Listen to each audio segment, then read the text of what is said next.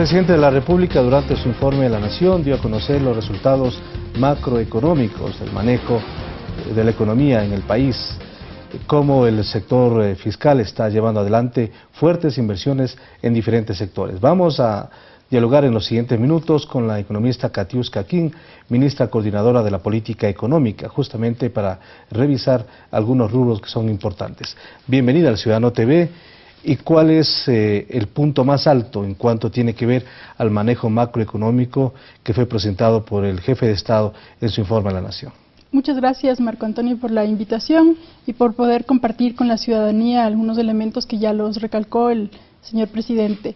El punto más alto en términos macroeconómicos creo que ha sido un manejo soberano y adecuado de la crisis que nos repercutió fuertemente a finales del 2008 y en todo el año 2009. ¿Qué significa eso? Significa que nosotros tuvimos un manejo de la política económica contracíclico, es decir, que evitamos que la crisis en la economía tuviera repercusiones mayores. En eventos de crisis uno tiene problemas de demanda internacional, demanda externa, porque ésta se reduce. Y lo que ha sucedido es que nosotros hemos implementado medidas como, por ejemplo, la inversión pública, que se incrementó a pesar de que había una restricción de recursos y a pesar de que efectivamente uno podía decir, bueno, no cuento con todos los recursos para realizar esta inversión. Y esto lo que permitió es mitigar los efectos, dado que la inversión privada no se realizaba o no tenía dificultades para realizarse por esta disminución de la demanda internacional o por problemas ya internos de la economía. La inversión pública entró a reactivar la economía para evitar que la crisis sea mucho más fuerte. Es decir, en este momento de crisis, cuando usualmente uno es mucho más conservador y varios países del mundo tomaron esa decisión, Ecuador hizo lo que no estaba proyectado, es decir, una fuerte inversión para contrarrestar ese fenómeno. Correctamente, hizo lo que se debe hacer, que es un manejo contracíclico para evitar justamente que los efectos hubieran sido mayores. ¿Qué pasa con el sector financiero? El sector financiero en épocas de crisis no presta, restringe el crédito. ¿Qué es lo que hizo el gobierno? El gobierno lo que hizo es inyectar recursos de la Reserva Internacional de Libre Disponibilidad a través de la banca pública para canalizar hacia el sector productivo. Vamos a revisar algunos rubros, por ejemplo, en cuanto a la inversión al sector social. Si tomamos en cuenta que en el año 2006 se invirtió aproximadamente 260 millones de dólares. Ya cuando llegamos al año 2009-2010, la inversión ha crecido más de un 300%, casi 950 millones de dólares. ¿En qué se traduce esta inversión para que la gente lo entienda? Primero, esto es claramente un pago de la deuda social. En el Ecuador, al ser un país tan desigual, tenemos que hacer un pago de esta deuda y sobre todo tener políticas redistributivas. ¿Por qué? Porque la educación, la salud son un derecho de la gente y tienen que ser gratuitas.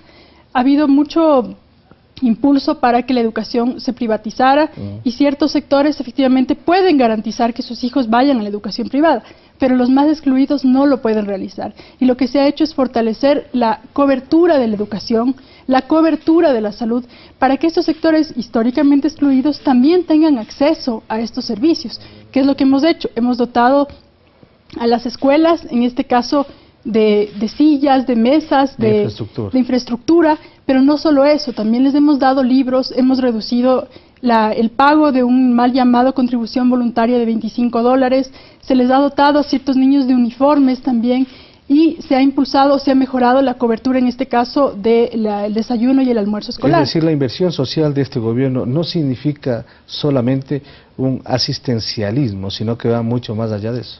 La política social es una política incluyente, que lo que promueve es la inversión de largo plazo. Si yo no invierto en mi gente, efectivamente yo no voy a permitir que el Estado, o que en este caso que el país avance. Si nosotros queremos mejorar al país, lo que tengo que realizar es este tipo de inversiones. Tengan en cuenta que en términos de salud hay muchos hospitales, muchos centros de salud que han sido históricamente excluidos. Y lo que tenemos que hacer es dotarles de la infraestructura para que la gente que quiera acceder a un servicio público pueda realizarlo y pueda beneficiarse de servicios decentes, de efectivamente lo que se conoce como servicio, y que no sea un privilegio de pocos la salud o la educación. Y que en muchos casos son servicios incluso prioritarios y necesarios. En cuanto a la inversión del sector productivo, en el sector productivo, aproximadamente ha llegado a 2.000 millones de dólares. En esto tiene que ver un 50% de la infraestructura. Esto ¿qué significa en respuesta a los sectores empresariales que insisten en que no existe una adecuada inversión en el sector y que no se ha dinamizado la economía en ese sector? Ahí lo que es importante mencionar es que nosotros no promovemos una economía estatizada.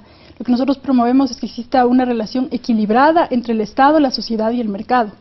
Y para eso lo que debe existir es una corresponsabilidad del sector privado, y desde el sector público lo que se realiza son las inversiones para generar, en este caso, la infraestructura adecuada.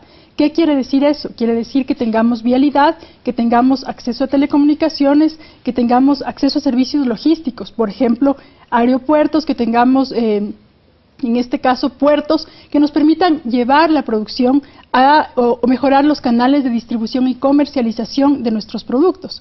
Entonces, más bien lo que se ha hecho es que se ha potenciado y se han realizado las inversiones requeridas para que a su vez la inversión privada pueda aumentar y pueda generar lo que requiere el país. Porque a la postre los beneficiarios también son los sectores productivos privados que necesitan de buenos caminos vecinales, que necesitan de gran infraestructura a ese nivel.